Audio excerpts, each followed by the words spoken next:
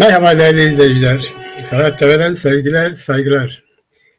Yeni bir programla birlikteyiz. Ben programın konusuna başlamadan evvel herkesin bildiği bir gerçeği tekrarlamak istiyorum. Buna ihtiyaç duydum. Şunu demek istiyorum. Yeryüzünde dünyanın en kirli, en sahte, en yalancı, en ikiyüzlü, en aldatıcı mesleklerinden, işlerinden birisi siyasettir. Ama çok ilginçtir ki bu siyaset aynı zamanda dünyada ulusal ve toplumsal mücadelenin de toplumların kaderiyle belirleyen bir meslektir. Yine bir başka gerçek vardır ki bu kirli işe, bu kirli, aldatıcı, yalan dolan mesleğe karşı mücadele etmek de yine siyaset oluyor. İşin ilginç tarafı o. Fakat bu siyaset elbette ki dürüst ve onurlu bir siyasettir. Ondan bahsediyoruz. Şimdi içinde bulunduğumuz durum biraz bunu bana söyletti. Neden dolayı söyletti? Meramlı anlaşılması için olmuş bir gerçeği de size izninizle hatırlatmak istiyorum. Bu bir gerçektir. Kürdistan herhangi bir bölgesinde vaktiyle toprakları gasp edilen köylüler kendi topraklarını gasp edenlere karşı mücadele etmişler. Bu mücadele sürmüş tabii. Çünkü gasp eden zaten insanlıkta, barışta, hakta, hukukta anlamıyor. Onun için gasp etmiş. Bu gasp etmeye karşı her ne kadar köylüler yapmayın, etmeyin, bu haksızlıktır dediyse de olmuyor. Bunların bir tek yolu kalıyor, onlara karşı direniş. Köylüler kendi topraklarını gasp eden bu zalimlere karşı tarafa karşı mücadele içerisine giriyorlar. Çok mücadele veriyorlar. Tabii bu mücadeleyi verirken de o günün koşullarında her zaman olduğu gibi işte o günde onların önleri o toplumun ağası. Ağaya danışarak, ağanın dediklerini yaparak yapıyor. Hareket ediyorlar. Taktikse, stratejiyse, durum belirlemekse, siyasetse, her neyse ağaya danışarak yapıyorlar. Herhangi bir durum söz konusu olduğu zaman veya da bir olağanüstü durum olduğu zaman veya da bir düşüşte söz konusu olduğu zaman ağaya danışırlardı. Ağa ne yapalım? Ağa da gereken talimatı verirdi. Şöyle yapalım ya da böyle yapalım. Süreç içerisinde bu ağanın rüşvetle, karakter yoksulluğuyla aslında karşı tarafa geçtiğini, karşı tarafın bir adamı olduğu bilinmiyordu. Ağa, onlar önder dediği kişi zaten karşı tarafa geçmiş. Karakterinden dolayı, rüşvetten dolayı, rüşvet almış her neyse. Süreç içerisinde o kadar kahramanca mücadele ne kadar ters gitmişse de hesapta sonuç alması gereken bir mücadele. Fakat bu mücadele hep ters gitmiş. Süreç içerisinde bunu anlayanlar olmuş. Ölçmüşler, bitmişler. Bu nerede yanlışlık var, neyimiz eksiktir? Niye biz bu kadar kan ter döküyoruz da bir sonuç alamıyoruz süreç içerisinde? Bunu sorgularken işlerinde bazıları bunun sırrını anlıyorlar. Anlıyorlar ki ağana bir şüpheler var, bir kuşku var. Ve daha da çok derine gidiyorlar ki ağanın karşı tarafın adamı olduğunu, bu dövüşün onların istediği şekilde sürdürdüğünü, bir danışıklı dövüş olduğunu anlıyorlar. Fakat gelin görün ki bunu anlayanlar bu köylülere anlatamıyorlardı. Her ne kadar diyordularsa ya bu işin aslında yokuşa süren bu bir şey elde edememizin sebebi ağadır. Ağa aslında danışıklı dövüş yapıyor. Karşı tarafın adamıdır dediyse de kimseye söz geçiremediği ve hatta köylüler bunu söyleyenleri afaroz bile etti, linç etmeye kalktılar bunu söyleyen kişileri. İnanamadılar. Nasıl olur bizim ağamız, bizim önderimiz bize nasıl bu ihaneti yapar? Sen kafayı mı yedin? Sen provokatör müsün? Sen ajan mısın? Olmadık şeyler söylediler. Anlatamadılar. Süreç içerisinde anlatamadılar. Ve bu devam etti böyle. Zaten bunu işiten ağa da her kim ki bunun aleyhine konuşuyorsa onu her fırsatta alıp katlediyordu, öldürtüyordu, kovalatıyordu, dışlanıyordu. Çünkü ağa artık iktidar. Malı da mülkü de ele geçirmiş. Artık iktidar. İstediğini yapabiliyor. Ağanın yavaş yavaş bu insanların anladığını anladığı için her fırsatta kim kaşının üstünde gözüm var diyorsa da hiç dinlemeden onu öldürtüyordu. Ve bu köylüler yıllar süre bu mücadelede gerçekten bıktılar, yoruldular. Çocuklarını verdiler, komşularını verdiler, kivrelerini verdiler, perişan oldular. Öyle bir hale geldiler ki yorgun, bezgin oldular. Tam böyle bir ortamda zaten karşı taraf hep danışıyor. Nasıl yapalım, nasıl edelim? Tam böyle bir ortamda karşı taraf ona şunu söylüyor. Artık köylüler yorulmuş, bezmiş. Sen ne dersen kabul eder. De ki barış. Artık biz barışalım. Yani bu sorunu çözmek için barışalım. Zaten kendi hallerine bakan köylüler, zaten mahperişan olmuş köylüler bir an evvel bu savaşın bitmesini istiyorlar. Ne olursa olsun diyorlar. Fakat böylesi bir durumda niye barış? Ne kazandık? Sebepler nasıl oturup konuşalım? Biz ne istiyoruz? Onlar ne istiyor? Öyle bir şey. Onu bile sorgulamaya ihtiyaç duymadılar. Yeter ki bu bitsin. Böyle bir durum var yani. Yani toplum bezdirildi, perişan oldu, mahvoldu. Bu topluma tam bu noktada bir barış dedi, yeter dedi. Artık savaş verin dedi. Onun ötesi sebebinin niye savaşmayalım, yani niye ne elde ettik demeden yeter ki bu savaş bitsin, kan bitsin de ne olursa olsun isterse topraklarımız alınsın. Niyetiyle köyler bunu kabul ettiler. Ve yorulan topluma ölümü gösterip sıtmaya razı ettiler. Öyle ya, savaşırsan ölürsün. Ölmezsen de bir şey elde etmezsin ama sıtma daha iyidir diye irade ettiler. Değerli izleyiciler, bu size bir şeyler çağrıştırıyor değil mi? Biz burada çok özür dilerek söylüyorum, gevezelik yapmıyoruz. Biz burada uzun teoriler anlatmıyoruz. Biz burada ideolojik, ekolojik, biyolojik anlatmıyoruz. Biz burada bir kişiyi kazanmak için bir şeyler yapmıyoruz. Bizim öyle bir derdimiz yok. Biz burada beyin jimnastiğiyle yapmıyoruz. Bir trajedi anlatıyoruz. Bu trajediyi bu toplumun çok iyi bilmesi gerekiyor. Bu benim anlattığım olay, bugünkü olay durumu çok çağrıştırıyor. Aynen onun için aklıma geldi ve ben bunu size söylüyorum. Bugün 50 yıl kadardır Kürdistan'da Kürt ulusunun kurtuluşu için bir mücadele başlatıldı. Çok örgütler vardı. Yani doğal olarak bir milletin kurtuluşu için örgütler vardı. Kürdistan'ın bilinç gelişti. Bu yeryüzünde güneşin altında bütün milletlerin, devletlerin hak hukuku var. Bizim niye olmasın dediler. Neyimiz eksik? Ve bizim bu topraklarımızı, dilimizi, kültürümüzü niye inkar ediyor Türk devleti?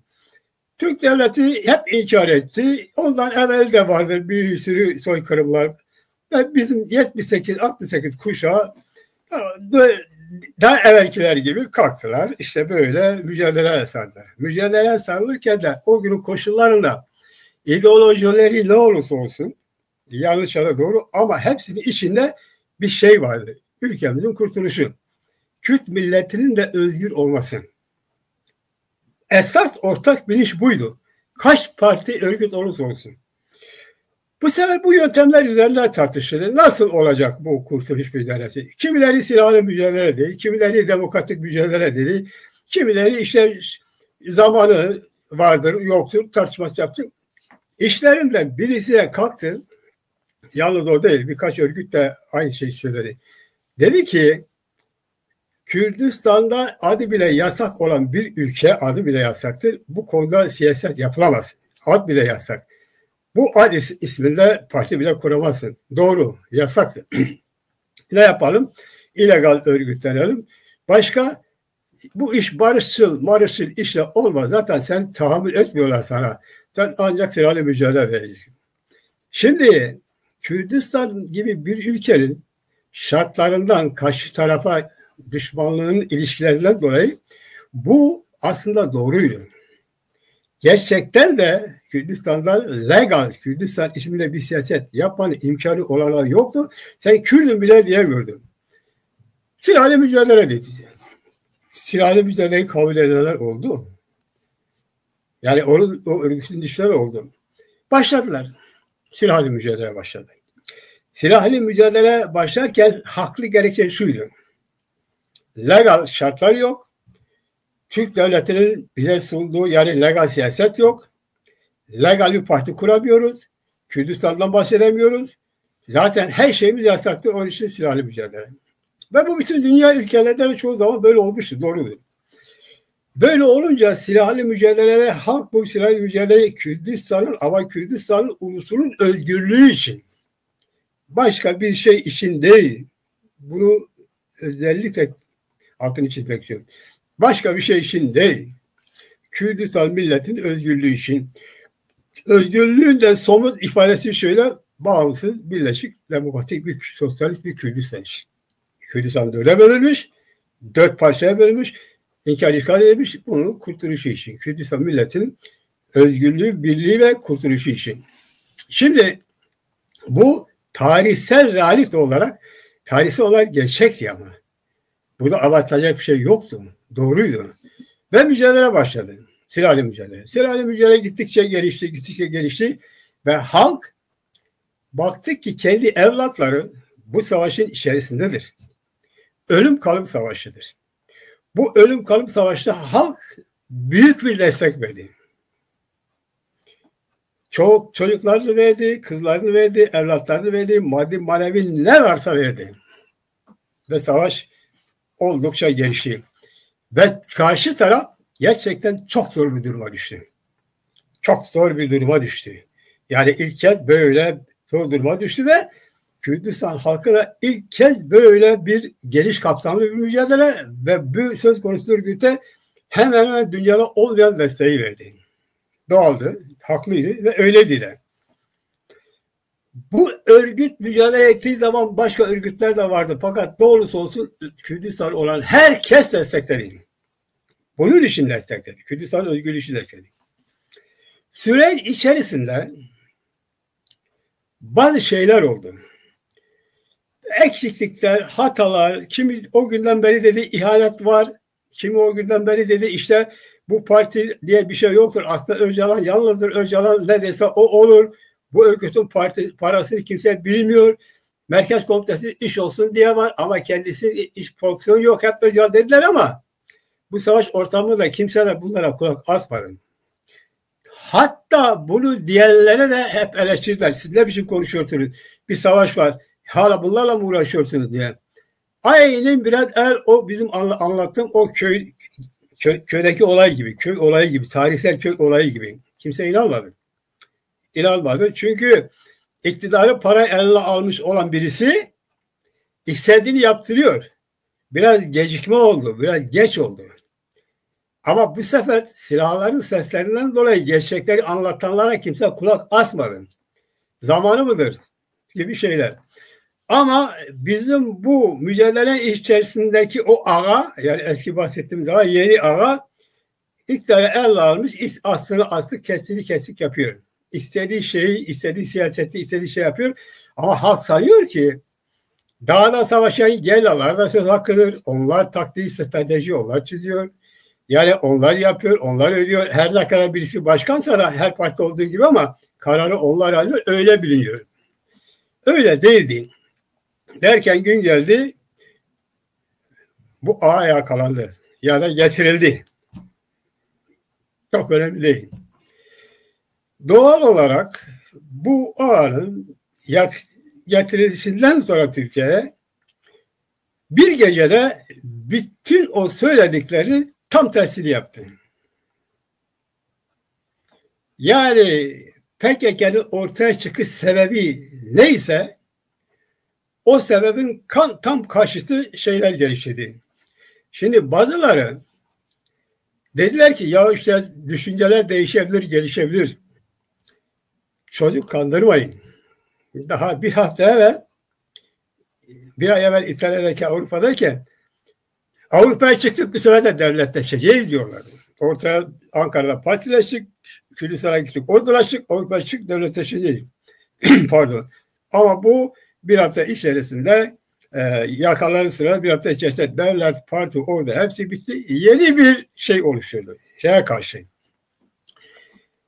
PKK'nın oluşturduğu siyasi ideolojik hattına, eksenine karşı tam ona karşı bir şey oluşturdu. Zaten yakaladığı zamandan günden beri ben teslim oldu. Ben sizin dediğinizi yapıyorum. Hizmetkarım, hizmetinizi yapıyorum falan. İşin ilginç tarafı odur ki o benim bahsettiğim belki 2 asır evvel bir olaydır. Birileri o ağanın ihanetini görünce inanmamış olabilirler. Ama şu internet çağında kendisine aydırım baydırım diyenler bile bunu görmesine rağmen hala arkalarına gittiler. Adam açık açık söyledi. Atatürk'ten bahsetti. Yanlış yaptık dedi. Türkiye kaç taraf işi dedi. Şeyden allelerine özür dileriz dedi. Şeyh Said'e karşı çıktı. Hakaretler etti. İşte yanlış anladık. Ben yaptım siz yapmayın. Bunu gören insanlar, aydınlar feleği şaşmıştı. Ne dediyse arkasına gitti. Onu da boş verin. İrademiz orasıdır. O esirdir deyip kampanyalar açtılar. Milyonlarca imza topladılar. Duygu sömürüsü. Bunun için kendisini 100'e yakın insan yaktı. Liderimiz diye, hala liderimiz diye biliyor ve yaktı kendisini. Ama bu lider aslında 1990'dan daha özellikle 1999'dan beri devletle işine girdiği haşır neşir ilişkilerle danışıklı bir dövüşün olduğu açıktı. İlk gerillaların geri çekilme döneminde biliyorsunuz devlet işte gerillaları geri çek. Devletin baş edemediği, silahla baş edemediği Kürdistan'daki kazanılan mevzileri bu alan vasıtasıyla geri çektirdiler. Bütün mevzileri boşalttırdı. Ama burada bir şey daha dikkatini çekti. O zaman yetkili komutanlardan birisi dedi ki 500 tane yerle kalsın. Kimse neden kalsın, niye kalsın? Bu nedir yani? Bu amacı ne? Demedi. Ne Kürt toplumu söyledi ne Türk toplumu. Sorgulamadı. Aydınlarla sorgulamadı. Bu 500 sene geride kalsın demek bu bir danışıklı dövüştür demektir. Sonra ne oldu? Kandil'de bunun bir kongresi yapıldı. Geri çekilme kongresi. Kandil'de ne zaman ki biz artık bu durumda barış istiyoruz, yani ateşkes yapıldığı zaman helikopterle Kandil'e gönderilen, devletin helikopterle Kandil'e gönderdiği Mahmut Şakar isimdeki avukat hemen kameraları kapatıyor, diyor kameraları kapatın. Kapatıyor, diyor ben buraya başkanın temsilcisi olarak gelmişim. Başkan demiş ki mutlaka burada savaş kararı çıksın. O zaman Ergenekon kesimi yani Kemalist kesim iktidarda AKP değil. O öyle demiş, onlar da öyle yaptılar. Öyle oldu. Ne dediyse öyle oldu. Şimdi bunu aslında bilmiyor değiliz değerli izleyiciler. Ama tekrarlamakta fayda var. Bunu niye tekrarlıyorum? Sorgulamaya. Sormaya işte bugüne geldik. Ne olduysa kendisine kar kaldı. Ama söz konusu olan bir halk adına konuşuyor. Bir millet adına konuşuyor. Yıllar geçti arada çeşitli kitaplar, teoriler, ekolojik, biyolojik, Sümer Rahip Devleti bir sürü şey. Ama bu arada da Kürdistan'da Türk Devleti'nin istediği çizgi, kırmızı çizgi olan 2 şey vardı. O da kabul edildi. 1, Kürt Devleti'ni istemeyeceksin. 2, Kürdistan bayrağından kullanmayacaksın. 3, Kürt ulusundan bahsetmeyeceksin. Yani ulusu çağrıştan hiçbir şey yapmayacaksın. Ve dikkat edersen daha eskiden kendisine ulusal önder deniliyordu. İmralı'dan sonra ulus kalktı. Halk önderi deniliyor. Çünkü Türk Devleti'nin için Kürt ulusu çağrışımı büyük bir tehlikedir. Türk devletinin bu iki kırmızı çizgisi var. Bunları kabul etme, Kürtler açısından söylüyor. Ne yaparsan bağır, çağır. Biz Kürtler varız, yaşasın Kürtler. Demokratik hak hukuk, Kürtler, Türkler için söyledi. Ve Türk devleti bu kırmızı çizgisini bu Öcalan vasıtasıyla kendi müritlerine kabul ettirdi. Sorgu yok, sual yok. Ama bu süre içerisinde birçok şey ortaya çıktı. Bu PKK'nın içerisinde 17 bin kadar insan, yurtsever insan katledilmiş. Ses yok, seda yok. Ama cumartesi aileleri ise her cumartesi günü devletin kapısına, devlete gidiyor, şikayet ediyor. Galatasaray Köprüsü'nü biliyorsunuz Galatasaray'da. Orada her cumartesi günü devletin kaybettiği, yok ettiği evlatlarını soruyor.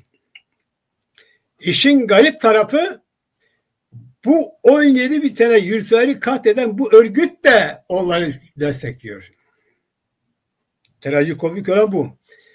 Bunu da kimse sorgulamadı. Demedi tamam da ama sen de bizim evlatlarımızı katletmişsin. Yurtseverdiler üstelik. Onlar Kürdistan için gittiler daha savaşlar. Varsa bir suçları söyleyin. Hain değillerdi bir şey niye katlettir demediler. Demeye bu cehenneme giden yol böyle döşendi. Daha da ileri gidildi. Ne oldu? En son yıllar geçti arada büyük bir çürüme, büyük bir yorgunluk, büyük bir moral bozukluğu. Yani şimdiye kadar 100 bine yakın insan kayıp, maddi manevi kayıplar hesabı yok. 10 binlerce köy yakıldı, yıkıldı. Milyonlarca insan dağıldı. 3 kuşak geçti arada. Bütün bunlar ne için verildi? Bir milletin özgürlük savaşı var da onun için verildi. Ama öyle olmadı. Ne oldu? Bir kişi iradesini bir kişiye temsil eden bu örgüt o bir kişiyle zaten açıkça itirafçı olduğu için bütün bunları boşa çıkardı. Şimdi 50 yıllık bir savaştan sonra geriye dönüp bakalım. Bir tek kazanım var mı? Yok. Bir köy, bir mezra kurtarıldı mı?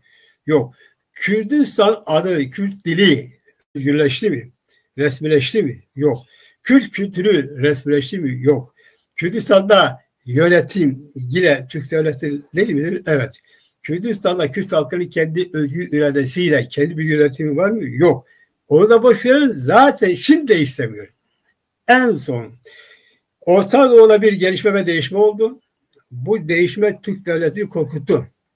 İsrail'in Amerika'nın egemen olması, Suriye'nin devrilmesi, Esad'ın devrilmesi, İran'ın büyük bir darbe alması, Hamas'ın darbe alması Türkiye'yi korkuttu. Türkiye böylelikle başını iki eli arasında alıp ne yapalım ne edelim dedi. Bundan kurtulalım bu krize. İlk akla gelen ellerindeki esirdir. Gökte ararken yerde bulmuşlar. Bunu şöyle bir piyasaya çıkaralım. Bunun vasıtasıyla hele bu etrafındakileri böyle tam kendimize çeker. Zaten kendilerindeydiler de biraz da açık açık ilerletiler. Ne yaptı? Bahçeli kalktı geçen sene Ekim'de şu açıklama yaptı. İsrail'le karşı karşıya gelebiliriz. Durum iyi değil. Biz niye iç cephemizi güçlendirmeyelim? Değerli arkadaşlar, biz bunu söylerken o barış görüşmeleri, Devlet Bahçeli'nin selamlaşmaları bir gecede olmuyor. Bunun evveli var. Ölçüyorlar, biçiyorlar. Uzmanlarıyla, görüşmeleriyle ondan sonrasını tam olgunlaştığı zaman söylüyorlar. Yani bizim halkımız her gün kendi işinde gücüyle bu tür şeylerle uğraşacak halleri yok, düşünecek halleri de yok. Ama onların işi gücü o. 24 saat düşünüyorlar. Uzmanları var, imkanları var. Nasıl yapalım, nasıl edelim, halkı nasıl kandıralım? Yani bu bir gecede olmadı. Derken Bahçeli daha evvelki çalışmaları somut olarak patlattı. Nedir? İç cephemizi güçlendirelim. Nasıl olacak? İşte iç cephemiz yani bu PKK Öcalan'ın vasıtasıyla tam böyle kendi yanında çekelim. Yani resmi olarak çekelim. O esnada bir süreç diye bir şey başlandı. Adına süreç dendi. Ne süreci? Hala ismi bilinmiyor. Herkes bir şey söylüyor. Kimi diyor barış süreci, kimi diyor terörsüz Türkiye süreci, kimi de diyor ki demokratik birlik süreci. Hala anlaşılmamış. Peki öyle bir algı yaratıldı ki, sarıldı ki Kürt sorunu da içeren Bu kez bir barış, bir demokratik yani Kürt sorunu çözecek bir sorun, bir çözüm süreci başlıyor. Fakat Kürt sorununda da bir tek kelime geçmediği gibi yorulan bu toplum artık şuna razı oldu. Ya bitsin de ne olursa olsun. Aynen yine o daha evvel anlattığım olay gibi. Yani yorulmuş toplum. Savaşta yorulmuş. Boşu boşuna verilen mücadelede yoruldu. Evlatlarını, çocukları kaybetmekte, köyleri yıkılmaktan yoruldu. Metropolara dağılmış, şimdi bir parça ekmek bulmak için sokaklarda ne bileyim yani perişanlık çekmekten yoruldu. Onun için ya moralleri bozuldu ya da dediler olsun da ne oldu yeter ki bu silah bitmesin. Bir silah sesleri duymayalım, perişanlık kalkmasın da şu mesela kalan çocuklarımıza yemek verelim, ekmek verelim. Burada barış verildi. Değerli arkadaşlar, şimdi böyle bu süreçte herkes bir şey söylediği gibi bir de devletin özel propaganda adamları var. Her zaman var. Onlar da planlı bir şekilde ölçüyorlar, biçiyorlar. Ondan sonra gereken neyse onlar da kendi görevini yapıyorlar. Bu dönemde dikkat ederseniz bazı kalemşörler bu süreci çok övüyorlar. Yani şöyle övüyorlar, bir sorun çözülecekmiş gibi. Fakat ortada bir Kürt sorunuyla ilgili bir şey yok. Bizim görevimizde biz de şöyle yapın böyle yapın diye bir emir verecek halimiz yok. Ama biz oynanan oyunu anlatıyoruz. Biz dönen dolabı anlatıyoruz. Siyasetin çirkefliğini anlatıyoruz. Biz Türk devletinin elinde esir olmuş bir karaktersizin bu halkın nasıl Türk devletinin desteğiyle nasıl kandırdığını anlatıyoruz. Ve buna da kovukluk yapan dışarıda ekmek yer aydınlara işaret ediyoruz. İnanın inanmayın. Ama yarın öbür gün birisi demesin ki hiçbir kimse yoktu anlatsın. Var işte. İnsanlar var. Ben de onlardan biriyim işte. Gördüğümü anlatıyorum. Arkadaşlar ben bunları anlatmayabilirdim de. Ben de şunu yapabilirdim. Ya bana mı kalmış bunun kötülüklerini anlatmak falan ben diyebilirdim. Vicdan el vermiyor. Bu bir vicdan olayıdır. Bugün ihaneti görüp de ihaneti desteklemek bir vicdan olayıdır. Bırakalım teorileri. Yok şöyle dedi de yok böyle dedi de olay bu. Ve ben bunu şeye benzetiyorum. Vicdanı vicdansızlığa karşı mücadelesi. Sorumluluk bu. Bilinç bu. Ve derken herkesin beklediği 27 Şubat'ta Öcalan'ın açıklaması geldi. Herkes bir şey bekliyordu tabii. Yani Öcalan ne diyecek? Bir açıklama yapacak. Neyin nesidir bu süreç? Öcalan 27 Şubat'ta yaptığı açıklamayı tekrar getireyim. Neymiş? Adam diyor ki hiçbir şey istemiyoruz. Ayrı ulus, devlet, federasyon, idari özellik ve kültürel çözümler tarihsel toplum sosyolojisine cevap olmamaktadır diyor. Haliyle Devlet Bahçeli de bunu destekliyor. Hem de aylar geçtikten sonra bazı onların değişine bazı çatlak sesler çıkınca Devlet Bahçeli tekrar açıklamak zorunda kaldı. Dedi ki 27 Şubat İmralı açıklaması dışında hiçbir sözün hükmü yoktur. Kurucu önderi 27 Şubat açıklamasına bize göre esastır. Bunu tercüme yapmama herhalde gerek yok. Bizi izleyen değerli izleyiciler bunu biliyorlar. İnternet kullandıklarına göre bunu biliyorlar. O anlamda gerek yok. Yani devlet Öcalan teslimiyeti ilan etmiş. Hiçbir şey istemediğini ilan etmiş. Devlet Bahçeli de diyor doğrudur. Ancak Öcalan dinlemek. Öcalan dışında hiç kimseyi dinlemiyoruz. Şu yapmıyoruz. Ciddiye almıyoruz. Haklı. Şimdi bu bir teslimiyettir. Yani biz teslim oluyoruz. Gelin teslim olun. Biz bir şey istemiyoruz. Biz bunu kafamıza atmıyoruz. Bak kendisi söylüyor ve biz bu ekrana getiriyoruz. Eğer bu internet olmasaydı bunu ispatlamak belki biraz zorlaşacaktı. Kağıtlarla, küreklerle oraya gönderiyor. Okuyorsunuz. Eğer bir şey yalan olursa onu yalan olduğunu ispatlamak da çok kolay. Mesela 27 Şubat'ta Öcalan bunu söyledi. Eğer söylememişse hemen rahatlıkla kalkıp diyecek ki hayır öyle değil, böyle söylemiş. bize gösterebilir. Bize kabul edeceğiz. Öyle bir şey yok. Öcalan'ın istediği bu. Şimdi bu bir barış görüşmesi midir? Şimdi bu iki tarafın, karşılıklı tarafların birbiriyle oturup anlaşma, yani herhangi bir sorunu, şartı ortaya koyup çözmek midir? Yoksa tek yanlı teslim olmak mıdır? Yani illa siz teslim olduk kelimesini bekliyorsunuz. Onlar o kadar deli değiller. Söylemezler, o kelimeyi kullanmazlar. Sosyoloji, biyoloji diyorlar buna. Yani şimdi Öcalan şimdi desin, ben teslim oldum da artık siz de gel teslim olun. O kadar şey değil yani. Onu söyleme. Öcalan bunu söylese bile devlet müsaade etmez. Öyle söyleme diyor. Teslim olduğunu başka şekilde anlat. Yedir. İşte Öcalan'da teslim olmayı bu şekilde anlattı. Ne oluyor? Biz bir şey istemiyoruz. Bu kadar. Teslim olmaktır. Şimdi daha sonra PKK'yı MİT dairesinde yönetti, kongresini yaptı ve orada PKK'yı tavsiye etti, sonlandırdı. Bitti, silahlar bitsin, sonlandırdı ve böylelikle PKK MİT dairesinde böylelikle sonlandırdı. Şimdi ondan sonra Bahçeli'nin, Türk Devleti'nin dediği gerçekleşti. Yani Türk Devleti, tabii Bahçeli sözcüsü, Türk Devleti Amerika ve İsrail ortadaki gelişmelerine karşı bir panik hali vardı. Bu panik haline aman aman Kürtler de işte bu değişim sürecine katılmasın. Amerika İsrail'in Orta Doğu'daki değişimine katılmasın. Onlarla ittifak kurmasın. Türkiye'de ittifak kurarsa artık Kürtler de ittifak kurarsa artık Türk Devleti gerçekten bir şey yapamaz. Kürtler özgürlüğüne kavuşacak. Bu özgürlüğün engellenmesi için işte bunu yapmak lazım ve yaptı. Ve Öcalan bununla kalmadı.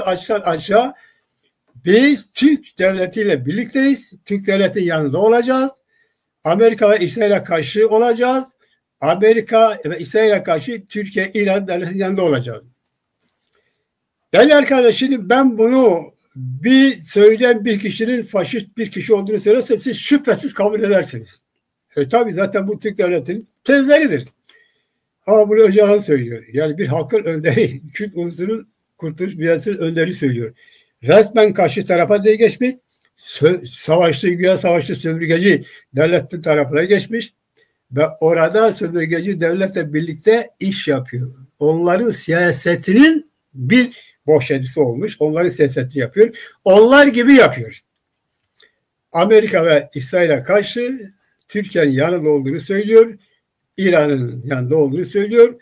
Ben diyor Suriye'deyken diyor Esad beni dinlemedi. Ben çıktıktan sonra Esad yıkıldı. Ben çıkmışım. Esad beni dinlememiş, yıkıldı. Onun için Esad beni yıktı. Şimdi arkadaşlar ondan sonra böyle bu ilginç şeyler hep böyle tekrarlandı. ABD İsrail Kürt devletini kurmak istiyor. Buna karşı Türkiye ve İran'ın yanında olacak. Bunun da bir tecrübesine gerek yok. Açıktan açığa her şey net ve açık ortadadır. İyi, sen her şey yapabilirsin. Ya bir kişi ihanetçi de olabilir. Fakat ortaya çıkış sebebin bu değildi. Süre içerisinde tam düşmanın safına geçtin. Bu anlaşıldı. Ama buna rağmen hala bunu bize bir direniş, bir bilmiyorum ne, bir lider diye yutturmak isteyen o Dalkov kesim var. İşte bu halkın başta en büyük belayı o Dalkov aydınlar oluşturuyor. Birisi istediğini söyleyebilir. Peki sen dışarıdasın. Sen niye o ihaneti destekliyorsun? Dışarıda desin. İşte burada da bazı sorular var. Niye diyorum? Sebepleri var. Ekmek yiyor, rant alıyor ya da devletin adamıdır. Bugün bunu savunan bir Kürt bu isimden biridir. Ya ekmek yiyor, rantı alıyor ya da devletin adamıdır. Normal bir insanın yüzlerin yapabileceği bir şey değil. Bu isimden biridir. Hesabınıza bakın. Bunun altında bir şey var. Bakın tekrarlıyorum. Ya sosyal çıkarı var. Ekmek yiyor, rant kazanmış, ya milletvekili, ya şudur ya budur, ya iş almış ya da devletin adamıdır. Olay bu. Ama bu bizim bu süreçleri göz ardı ede bu noktaya geldi. Yavaş yavaş alıştıra bu noktaya geldi.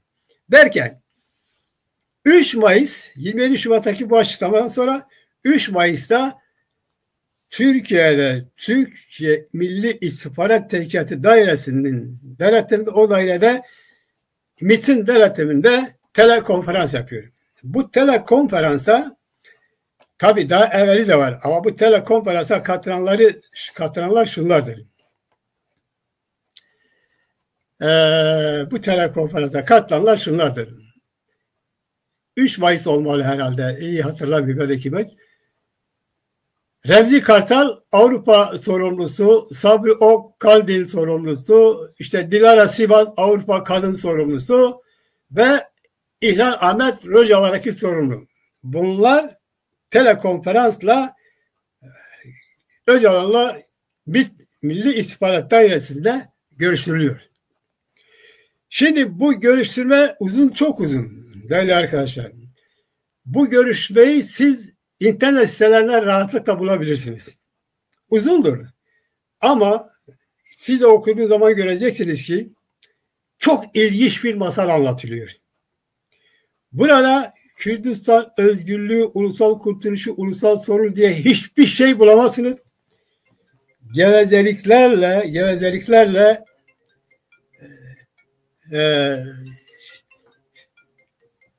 böyle ekolojik, demokratik, birlik, beraberlik şeklinde bir geçiştirme yapıyorlar. Yani görüyorsunuz bir geçiştirme yapıyorlar. Böyle olunca ancak yani almış birkaç kişi, yanında MİT adamı var kenarda zaten söylüyor. MİT adamı da tutarak tutuyor. Arkasında da o cezaevi arkadaşları Hamidi Yıldırım ve işte Feyzi bilmiyorum kim söylüyor. Bunu zaten orada yazılarda okuduğunuz zaman zaten görüyorsunuz, okuyorsunuz. Öyle bir alay edercesine bir usul kullanıyor ki insan şaşıp kalıyor. Mesela ben bunlardan bazılarını böyle ancak aldım, buraya getirdim bakalım nasıl ne kadar şey. Mesela Sabri Ok'a şu cevabı veriyorum. Demokratik toplum birliği olacak. Beni başka bir şey ile tanımlamayın. Bu benim programım. Bizim yönetim anlayışımız. Yani demokratik yönetim. Hatta biz sadece demokratik olacağız. İktidar olmayacağız. Şimdi bu görüşmelerde kendi esas amacını anlatıyor. Sabri diyor sorularınızı alalım. İşte sorularınızı aldığı zaman işte ona cevap veriyor. Sabri Ok'a bir cevap veriyor. Demokratik toplum birliği olacak. Neyin nesiyse beni başka bir şeyle tanımlamayın. Sanki demokratik toplum birliği kavramına Türk sömürgeli faşist devleti karşı çıkacakmış gibi. Onlar da diyor bizi demokratik toplum birliği istiyoruz. Yani hiçbir faşist bu cümleye karşı çıkmıyor ki. Diyor zaten biz de demokratız. Yani demokratik toplum istiyoruz zaten. Devam ediyor. Bu benim programım. Bizim yönetim anlayışımız. Yani demokratik yönetim. Hatta biz sadece demokratik olacağız. İktidar olmayacağız. Hatta biz sadece demokratik olacağız. İktidar olmayacağız. Şimdi burada bir oyun var. Oyun şu: Kürt ulusunun ulusal özgürlük mücadelesinin içeriği yok. Felsefesi yok. Talebi yok. Tarihsel gelişim yok. Hiçbir şey yok. Ne var? Türk devletinin istediği şekilde bir cümle var. Demokratik toplum birliği. Nedir bu demokratik toplum birliği? Kürt sorunuyla ilgili, Kürdistan milletle ilgili senin savaştığın 100.000'e kadar şehit verilen Kürt ulusal özgürlük mücadelesi davasıyla ilgisiyle yok. Adam bir anlamda haklı. Ne dediyse kendisine kaldı. O ne dediyse kendisine kaldı. Sonra Remzi Kartal'a şu cevabı veriyor. Remzi Kartal'ın bir sorusu üzerine diyor ki Bahçeli'yi bile ben bu çizgiye getirdim. Bahçeli'yi bile ben bu çizgiye getirdim. Bunu anlamamışsınız. Halinizi vahim buluyorum. Sizin yaklaşımınız bunu gösteriyor. Onun tanıyanlar biliyor. Her zaman mutlaka yandakileri şöyle bir küçümsüyor. Aman aman ciddiye alma yok. Birisi biraz ıncım ederse onu küçümsüyor. Ama öyle bir ortam yaratmış ki önce ortamı yaratıyor sonra küçümsüyor. Bak burada yine yerleştiriyor. Haliniz perişan. Bayın. Bir anlamda doğru. Bir anlamda doğru. Ama onun dediği başka bir şey. Bahçeli bile Öcalan diyor ben kendi çizgime getirmişim. Bunu ama diyor siz anlamamışsınız. Kendi Remzi Kartal müritlerine söylüyor. Haliniz vahimdir. Halinizi vahim buluyorum. Sizin yaklaşımınız bunu gösteriyor. Bu görüşmelerde tabii ben aslında o melamları anlatmıyorum. Yani uzun boylu hikaye yani bir şey yok. Üçüncü bayan Avrupa'da katılan bayan ismini unuttum ben. Şimdi tekrar hatırlatayım size. Dilara Sivas. Dilara Sivas zaten bir şey anlatmayacak. Kadın hakları selam getirdim. İşte erkek egemenliği falan filan gibi böyle deve hikayeler anlatıyor. Ona cevap bile verme ihtiyacını duymamış falan. Dördüncüsü ise İlhan Ahmet'e, Rojava yönetimindeki İlhan Ahmet'e söylediği bir şey var. Bakın, İlhan Ahmet'e şu cevap verin. Yeni dönemde devletler yoktur. Biz demokratik Suriye'nin birliğini koruyacağız. Dış sınırlar ve gümrük devlete teslim edilmeli. Ne demek bu? Kazanımlarınızı bırakın, devletten bahsetmeyin ve dış güvenliği ve gümrüğü Şam'a teslim edin, Suriye devlete teslim edin. Hem yeni dönemde devletler yoktur ama sadece Kürtler için yoktur. Teslim edin, gümrüğü teslim edin devlet ise Suriye devletidir. Ve biz Suriye'nin birliğini koruyacağız. Şimdi bunu da tecrübe etmeme gerek var mı? Yok. Kuzey Kürdistan'da kendi emellerini gerçekleştirdiğini sanıyor. Suriye'de Kürdistan'da bir kazanım var. Bu kazanımı Türk devleti çerçevesinde yok etmeye çalışıyor. Açık açık önerdiği şey şudur. Suriye devletle birleşin. Gümrüğü ve güvenliği Suriye devletine verin. Orada kendi yönetiminizi işte idare edin. Bu Türk devletinin istediği bir siyasettir. Eğer Türk devleti istediği bir siyaset olmazsa Türk devleti neden bu adamın MİT dairesine getirip konferans bildiriyor, kameralar önünde onları çağırtıyor, bu zahmetleri yapıyor ki? Niye? Yani insan aklı bu kadar yemez ki. Aynen öyle oldu. Şimdi süreç içerisinde yani o başlanılan süreç, adına süreç denilen şey derken bu noktaya geldi. Hiçbir şey istemediğini açık söylüyor ama bir şey istiyor, o da Türk devletinin hamiliği. Türk devletinin hamiliğini istiyor ve Orta Doğu'daki bütün herkesi demokratikleştireceğini söylüyor. Ama aynı zamanda eğer okursanız arkadaki Hamili Yıldırım onlara da küçümseyerek şöyle söylüyor. Bakın şimdi arkamda kuzu kuzu duruyorlar. Orta Doğu'yu demokratikleştiren Öcalan arkasında kendi arkadaşlarına yine hakaret ediyor. Hamili, bakın işte şimdi arkandalar kuzu kuzu duruyorlar. Okuyabilirsiniz bunu. Yani her şey buraya ekrana getirmeme gerek yok. Durum bu. Durum bu aşamada ve bütün bu 50 yıllık mücadele, bütün o maddi manevi varlıklar, bütün o harcamalar, bütün o destekler böylelikle bir kişinin çürük duruşu dal kavuklarınla bu çürük duruşu desteklemesiyle böylece sonlandı. Sonlanmasına da bir anlamda razı. Sonlanmasını istemiyorlar. Böyle sürsün istiyorlar. Türk devleti isterse 24 saatte Öcalan'ı bitirir. Ama bitirmek istemiyor. Peki Öcalan bütün bunlara rağmen Devlet Bahçeli'yi ikna etmiş, kendi çizgisine getirmiş, şu etmiş, bu etmiş. Hatta o yazılı görüşmede bir de şunu söylüyor o görüşmede. Kimse beni kullanamaz. Yani şimdi Diyarbakır'ın dediği gibi laf var. Ya he diyecek insan işine bu geliyor. Ve eminim ki yanında duran MİT görevlisi işine pıs pıs gülüyor. Ama ben ona bir şey demiyorum. Bunu söyleyeni dinleyenlere diyorum. Siz o kadar zavallısınız. MİT getirmiş. MİT'in denetme konuşturuyor. İstediğini yapıyor. O hala diyor kimse beni kullanamaz. O diyor tabii ki başkanım diyor. Yani dünyada böyle bir şey görülmemiş. Kürt halkının başta apoculuk diye gelen felaket işte bu. Kayıp, zaman kayıp, insanlar kayıp, enerji kayıp, potansiyel kayıp, büyük bir enkaz var ortada. Biz bunun olmasını istiyor muyduk? Elbette hayır. Ama gerçek bu. Peki halkımızın üzerinde olan bu iğrenç olayları anlatmayalım mı? Etersiz'e dokunmayalım mı? Dokunmayanlar var. Vicdanları rahat, nasıl vicdansa biz rahat değiliz. Halkımıza bunu anlatmak zorundayız. Kimselere bir şey dayatmıyoruz ama anlatıyoruz. Diyoruz ki tehlike bu. Trajikomik bu.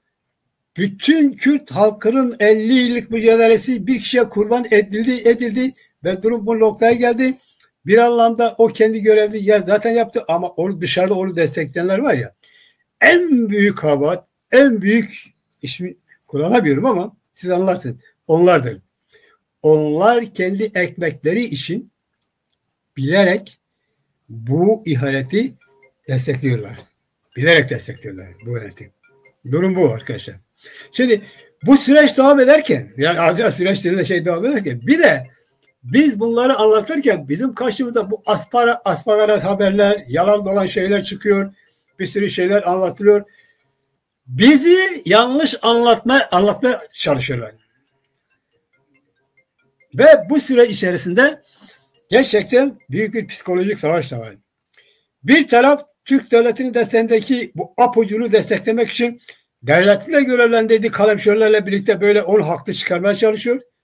Sanki gerçekleri ortadan kaldıracaklarmış gibi. Bu anlattıklarını sanki yok edeceklermiş gibi. Bir tarafta da bunların iğrençliklerini, kötülüklerini, bu halkı aldatması, ihaneti anlatan kesim onlara karşı bunları kendi imkanlarıyla anti propagandası yapıyorlar. Ve bu süreçte dikkat ederseniz bazı sorular ön plana çıkıyor. Ben bu soruların bazılarını aldım. Şimdi ben bunu izninizle sizinle paylaşmak istiyorum. Mesela deniliyor ki bu sorular en çok denilen şeylerden biri bu. Siz bu sürece karşı mısınız? Yani biz bu ihaneti eleştirirken sorulan soru bu. Siz bu süreci neden desteklemiyorsunuz? Biz de diyoruz ki arkadaşlar hangi süreç? Ya anlatın bize, biz de bilelim. Neyin süreci? Daha isimde bile anlaşılmamış. Türkiye yetkilileri diyor terörsüz Türkiye. Bir başkası diyor kardeşlik, birlik, beraberlik. Bu apoji kesim de diyor ki diyor demokratik birlik süreci. Önce siz anlaşın, ismini koyun. İkincisi bu süreçte ne var? Yani 27 Şubat tarihinde Öcalan ne istediğini söyledi. Biz bir şey istemiyoruz dedi. Şunu söyleyebilirsiniz, sürecin adını isterseniz söyleyebilirim. Hiçbir şey istememez süreci. Bu çok uygun bir isim. Gerçekten bir şey istemiyor. Onunla birlikte daha Kürt halkına hakarete vardıracak şeyler de söyledi Öcalan. Bir şey istemiyor ki. Biz neyi destekleyelim? Biz bir şey istenmeyen bir şeyi mi destekleyelim? Ya zaten bu vardı. Yoksa Kürt sorunuyla ilgili herhangi bir kırıntı destekleme söz konusu da vardı da biz mi karşı çıktık? Hayır. Öyle bir şey yoktur. Eğer varsa siz söyleyin. Deyin ki bakın mesela Kürt sorunuyla ilgili Kürtlerin bu haklarını gündeme getirmişler, bunu konuşuyorlar. Mesela dil sorunu. Kürt dili özgür olsun, resmi olsun tartışması var. Bunu gündeme getirmişler. Bize destekleriz. Tabii ki deriz. Doğrudur. Destek. Ama yok. Siz kendi oyunlarınıza bizi mi alet etmek istiyorsunuz? Biz de mi katılalım bu oyuna? Hayır. Dünyayı kendiniz gibi salmayın. Türk devletin desteğiyle, bilmiyorum şuyla buyla her şeyi kendine kalacağını salmayın. Gerçekler ortada. Süreç diye bir şey yok. Adına süreç deniliyor ama bir şey yok. Somut bir şey yok. Sonra iki taraf yok ki. Yani bir Kürt tarafı yok. Ya tarafların talepleri olur.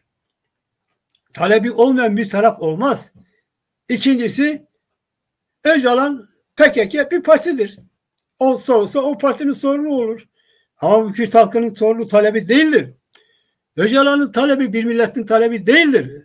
Öcalan'ın dışarı çıkması, biraz özgür olması, başının ağrıması, ilaçlanması Kürt sorunu, milli sorunu değildir. O bir kişidir, bir partinin başkanıdır. O partiyi ilgilendirebilir. Ama bu Kürt sorunu talebi değil. Siz niye Kürt sorunu gibi gösteriyorsunuz? Artık ben Öcalan'ın Kürt milletinin özgürlüğüne karşı bir kişi olduğundan da bahsetmeyin. Öyle bir şey yok. Fakat PKK'nın şu ve bu şekilde anlaşması, bilmem ne yapması, Öcalan denemesi onun sorunudur. Ama bunu Kürt milletinin sorunuymuş gibi göstermeyin de Kürt milletini ilgilendiren bir süreçmiş gibi göstermeyin. Süreç diye bir şey yok ortada. Adı bile belli olmayan bir süreç yok ve eğer varsa somut talepler nedir? Kürt sorunuyla ilgili tek bir cümle yok. Ha şimdi varsa söyleyin. Bize inanalım. Şu cümle var. Kültür hakları var. Kültür hakları, Kürtlerin kültür hakları resmi olmasını istiyor. Adam kültüreli çözüme bile karşı çıkıyor. Kültürelistliğe gerek yok diyor. Hiçbir şeye gerek yok. O halde niye yalan atıyorsunuz? Siz bu halkı neden kandırıyorsunuz?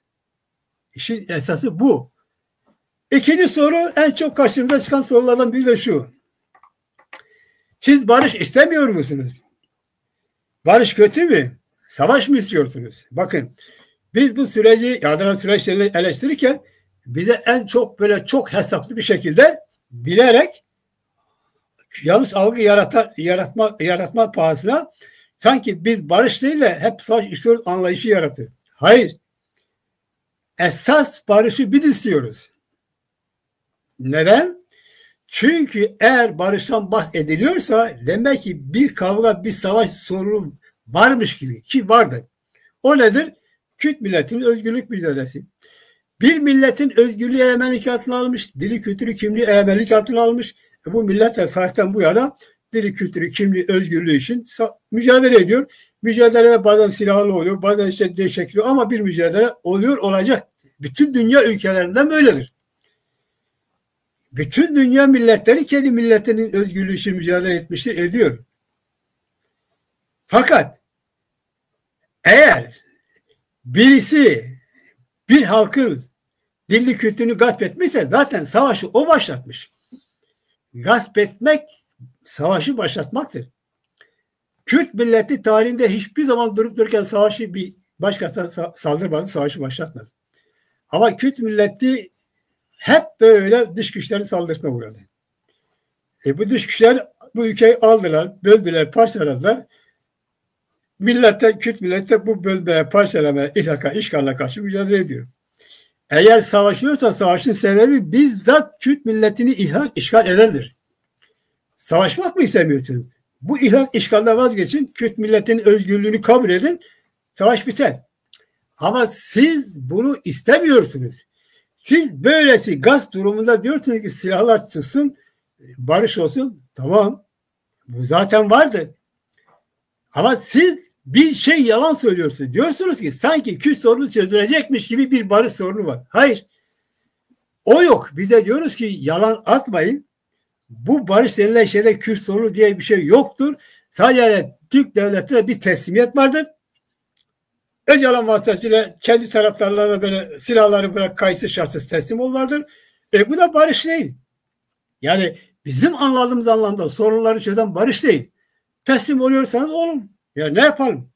Fakat Kürt halkına şunu yutturmayın. Barıştı, direniyoruz, direniştir, onurlu barıştır demeyin. Yalancı oluyorsunuz. Yoksa bir barış vardı da, sorunları çözen bir barış vardı da biz mi karşı çıktık? Savaşa gelince Kürt milleti savaşta en çok acı çeken bir millettir.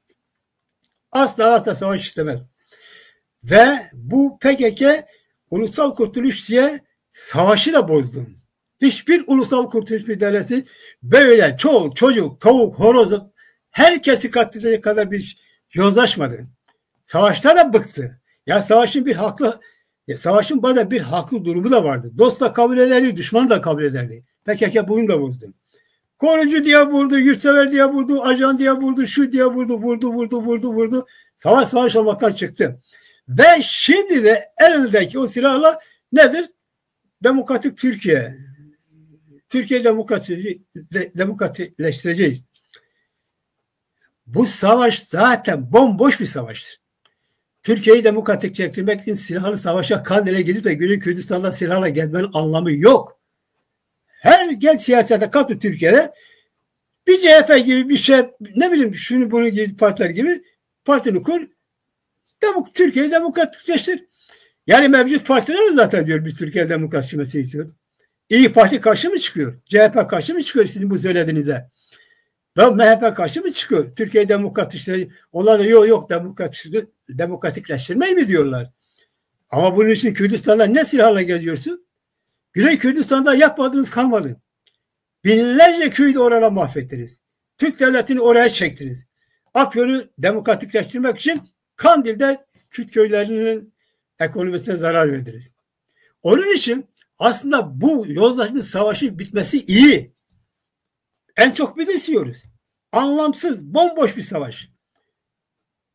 Barış'a gelince diyoruz ki bu savaş elbette böyle bitsin. Anlamsız bir savaş. Ama bu barış değil. Bu bizim anladığımız anlamda barış değil. Onurlu bir barış değil. Onurlu bir barış Kürt milletinin kendi haklarını kabul etmesiyle olur. Başka olmaz. En çok sorulan sorulardan biri de bir tane daha var yine. Peki siz ne yaptınız? Siz ne yaptınız? Sorulan sorulardan biri bu. Bir sefer siz dediniz kimdir? Ya gökte ayrı bir kabile miydi? Siz dediniz Kürt halkı. Kürt halkı daha ne yapsın? Kürt halkı bu dünyada hiç kimsenin vermediği, bir ülkede vermediği desteği size verdi. Malını verdi, mülkünü verdi, oğullarını, kızlarını verdi. Sizin kahrınızı çekti. Milyonlarca dağıldı, metropolere gitti, perişan oldu, mahvoldu.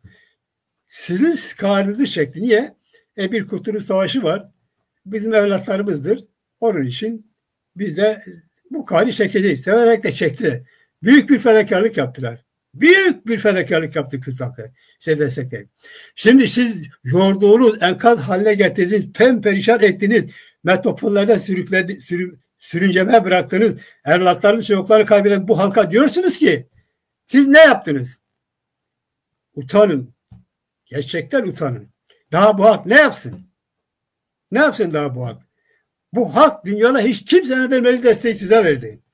Bir uzmanın dediği gibi eğer PKK gerçek normal PKK olsaydı 3 sefer Kürdistan devleti kurmuştu. O kadar olanakları vardı.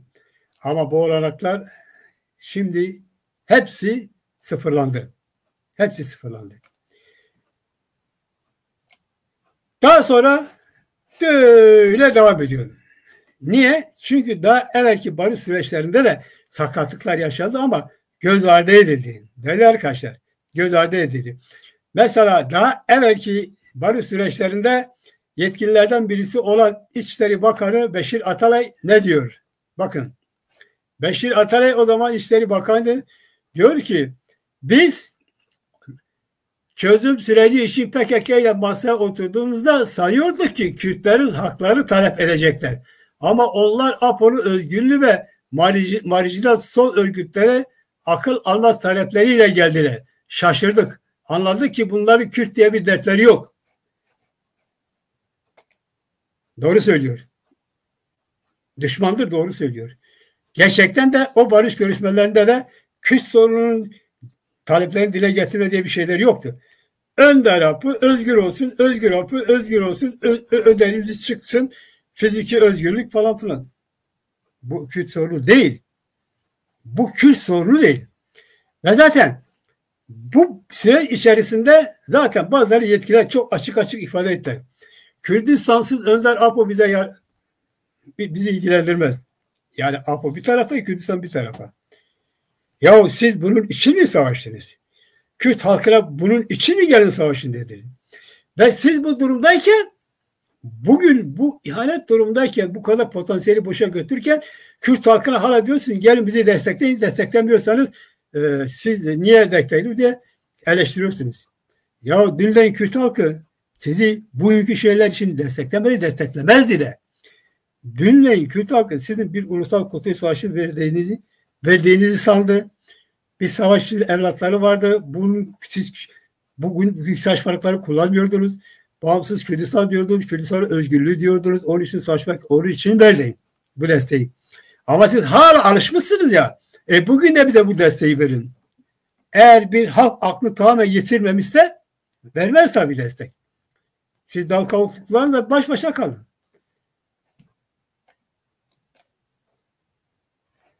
Sonra arkasında bir sürü şeyler işte. Tutmayın adamı, yani ilerliyor. Kürtler hakaret edecek şey vardı. Kürtler Zağros, Bingöl ve Dersim'den arta kalan medeniyetlerin, tarikatların kalıntılarıdır. İlkel kabileler topluluğudur. Kürtçe işlevsiz bir dildir. Evet.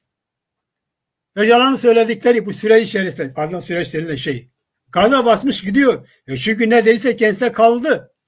Devam ediyor. Devlet denetiminde toplantılarımızın programını hazırlıyoruz. Tabii. Devletle toplumla bütünleşmek için kongremizi toplayın ve karar alın. Tüm gruplar silah bıraksın, kendini fethetsin. Ben mi de kongreye götüreceğim? Babası, yani kendisinin malı, haklı, gerçekten haklı. İstediğini yapıyor. İn, bin. Size diyorum ki ben hizmete hazırım.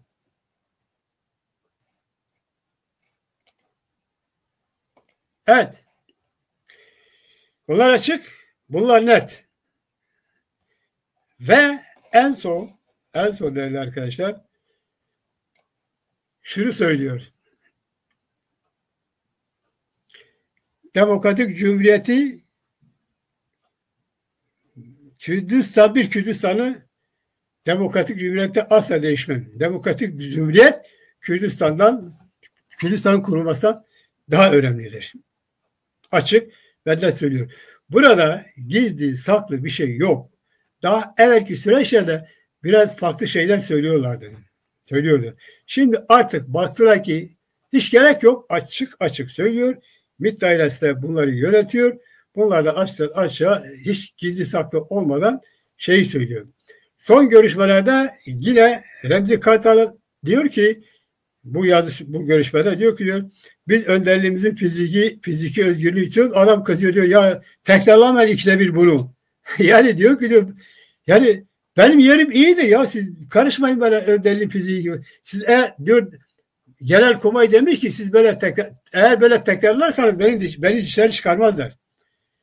Alan memnun, veren memnun, Remzi Kartallar size ne olmuş? Adam diyor ki tekrarlamayın. Benim fizikimle uğraşan ben özgürüm diyemiyor işte. Özgürüm diyor yani. Ama yok özelliğimizi sanki çok önemli. Bunlar Kürt sorunu değil arkadaşlar. 50 yıl verilen mücadeleyle ilgisi yok bunun. Bugün gelinen nokta bu.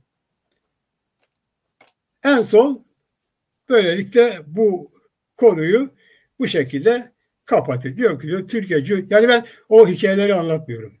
Özünü söylüyorum. Diyor ki Türkiye Cumhuriyeti önemlidir. Kürdistan kurulmasına çok da önemlidir. Yani o hikayelerin özü bu.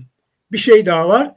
O da İlhan Ahmet'le konuşurken, İlhan Ahmet Kürtçe konuşunca bu Kürtçeyi anlamıyor.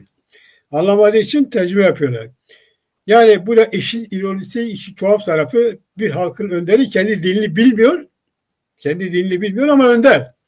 Nasıl ki hiçbir savaşa gitmemiş, sıcak suya, soğuk suya eli değmemiş, hiçbir tabanca bile kullanmamış ama bir Kurtuluş Savaşı'nı yönetiyor ya, aynen böyle. Bir Kürt halkının dilini bilmiyor ama dilini bilmediği halka önderlik ediyor.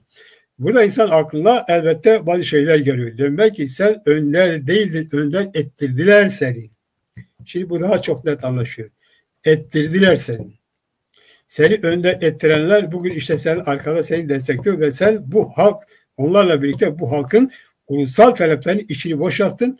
Bu noktaya getirdin ve bunu adım adım bilinçli bir şekilde, planlı, çok detaylı, derin bir şekilde yaptın. Değerli arkadaşlar, biz bu programımızın sonuna geldik. Şimdi bizim anlatmak istediklerimiz açık, net. Barış en çok Kürt milletin isteğidir. Savaşta en çok Kürt milleti çekti. Savaşın sebebi Kürt milleti değil. Kürt milletini ilhak işgal eden, dilini, kültürünü, kimliğini yasaklayan, özgürlüğü yasaklayan güçlerdir. Yani Türk devletidir. Eğer Türk devleti gerçekten savaşmak, gerçek barış istiyorsa, gerçek barışın esas çözümü Kürt milletinin kendi özgürlüğünün kabulüdür. Hakkını vermektir. Bunun dışında hiçbir zaman ilhak altında, işgal altında, yasaklar altında esas onurlu bir barış olmaz. Bakın 38 Dersim hareketinden sonra, Kırım'dan sonra bir sessizlik oldu. O da bir barıştı. Ama asla ve asla onurlu bir barış değildi. Bir sükunet vardı. Ama asla ve asla onurlu bir sükunet değildi. Toparlanmaydı, şuydu, buydu. Yani siz bir sorunu çözmek istiyorsanız o sorunun esasına yönen o soruna sebebi olan sebebi ortadan kaldırmalısınız. Türk devleti eğer Kürt milletinin Kürtlerin yani esas barışı gerçekten istiyorsa kolaydır. Öcalan'a bile ihtiyaç duymaz. Kürt milletinin özgürlüğüne bazı temel haklarını verir, özgürleşir. Ama Kürt milletinin diyorsunuz ki hiçbir hakkınız yok ama gelin teslim olun, barışın. Bu onurlu bir barış değil. Bu onurlu bir barış değil yani. Ve bu hiçbir zaman da gerçek barışı gerçekleştirmeyecek. Dünyanın hiçbir yerinde de sömürgeci bir ülke, sömürge kaldığı müddetçe barış olmamıştır. Ulusal özgürlük olduktan sonra, haklar verildikten sonra olur. Barış da taraflar arasındaki bir sorun çözmek de olur. Ama burada taraflar yok. Varmış gibi görünüyor. Öcalan'ın Kürtleri temsil gibi devlet bilerek gösteriyor. Hayır. Öcalan Kürt tarafı değildir. Öcalan sizin tarafınızdan da bunu açıkça söylüyor zaten. Siz kandırıyorsunuz. Siz kendinizi kandırıyorsunuz. Halkı kandırıyorsunuz. Ve siz Öcalan vasıtasıyla etrafındaki o dalkovuklarla Kürt halkını kandırıyorsunuz. Ama çare değil. Siz hilelerle şimdiye kadar ne elde ettiniz de bundan sonra yine aynı hilelerle elde edin. Yani Lozan Antlaşması'nda başarı gösteriyorsun. Niye? Hileyle kazandık. Ne oldu? Sorun mu çözüldü? Bitti mi? Lozan Antlaşması bugüne kadar kayıpları bir göz önünden geçirin. Ne oldu? Hiç. Sorunun çözülmesi ancak soruna sebep olan sebebin ortadan kaldırması olur. Bu da ancak Kürt milletinin kendi özgürlüğüyle olur. Kürt milletin evlatları bunun bilincindedirler. Şimdiye kadar eksikleri olsa da bile bunun bilincindedirler. Ve bir şey daha söylemek istiyorum. Eğer bugün apoculuğa hesap sorulmazsa Türk devleti yarın öbür gün bir sene mapoculuk çıkarır. Apoculuğa hesap sorulsun ki birden mapocu tapocu çıkmasın. Bu da benim size yani söyleyeceğim son cümle olsun. Değerli arkadaşlar, Kanal TV Kürdistan milletinin, Kürt yurtseverlerin özgür platformudur. İstenilen şey şu, Kürt milletinin bütün milletler gibi ulusal özgürlüğü kabul edilsin. Yani kabul eden herkes kardeşimizdir. İnsanlaşmıştır, yurtseverdir. İşte Kanal TV bu platformdur. Bu platformu desteklemenizi istiyoruz. Üye olmanızı, abone olmanızı istiyoruz. Görüşlerinizi, eksiklerimiz varsa bize bildirmenizi istiyoruz. Yani bizim burada sizinle paylaşmamız aslında bizim kendi sorunumuzu paylaşmamızdır. Ulusal özgürlük davamızdan başka hiçbir derdimiz yok, hiçbir sorunumuz yok. Ya hiçbir amacımız yok. Onun için biz burada elimize geldikçe kendi görüşlerimizi, sizin görüşlerinizi aktarıyoruz, paylaşacağız. Ki bugün gerçekten içerisinde bulunduğumuz durum böyle çok tuhaf bir durumdu. Bu tuhaf durumda çünkü söz değerini yitiriyor. Değerler aşılmış. Kadir kıymet bilinmiyor. Haklı haksız karışmış işe. Çıkar ön planda. Yani haklı yani bizim ya devrimci olmanın sebebi ortaya kalkmış. Yani zayıflamış. Yani biz niye devrimci olduk? Bazen düşünüyorum. Devrimci mücadeleyi bütün haksızlığa, imtiyazlara, ihanete karşı sömürüye, zulüme karşı olduğumuz için devrimci olduk. Bu adaletle olduk. Ama şimdi ben bakıyorum göz göre göre o kuşağın bazıları göz göre göre bir ihaneti görür, hala destekliyor. Durum bu kadar kötü. Yani her şeyden evvel, siyasetten evvel insan kendisi olmalı. Ahlakı, etiğe sahip olmalı. Şimdi bu aşılmış. Gerçekler görünüyor. Bizim bu anlattığımız gerçekler görünüyor. Ama buna rağmen adam örnek bilerek ihaneti destekliyor. Neden? Onun için artık doğru, haklı, haksız önemli değil. Çıkar önemli. İşte bugün mücadele edilmesi gereken bu yoz ortamın kendisidir. Öyle bir hale getirildi ki artık yani insanlar kendi haklı haksız olmasını bırakmış. Ben nerede ne çıkarım var da onu destekleyeyim. İşte böyle bir mücadele, böyle bir ortamda elbette sizin gibi arkadaşların, bütün insanların yurtsever, devrimci ahlakını, mücadelesini sürdürmesi oldukça önemlidir. Kanal TV işte bu açıda biz önemli buluyoruz. Onun için sizin yerinizi diyoruz. Program sonuna geldik. Başka bir programda görüşmek üzere. Hoşça kalın diyeceğim ama sizin bu ara bir sürü çok teşekkür ederim. Bir sürü